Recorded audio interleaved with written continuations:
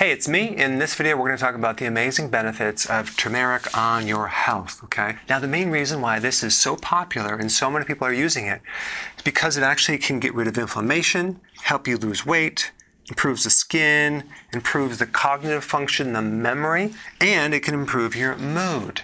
Now, why does it do that? Because of an active ingredient called curcumin, okay? Curcumin actually protects something called the beta cells. Those are the cells in the pancreas that regulate insulin. There's even a study that shows that curcumin can regrow the beta cells of the pancreas. That's huge. And it also helps prevent going from a pre-diabetic condition to actual diabetes. Why? Because it improves insulin resistance, because it targets the cells of the pancreas. So make sure you include it in your diet. You can even take it as a supplement, but it has great factors. Thanks for watching. Hey guys, a lot of you already have my book, some of you don't, but this new edition called the New Body Type Guide is an upgrade from my last edition called the 7 Principles of Fat Burning.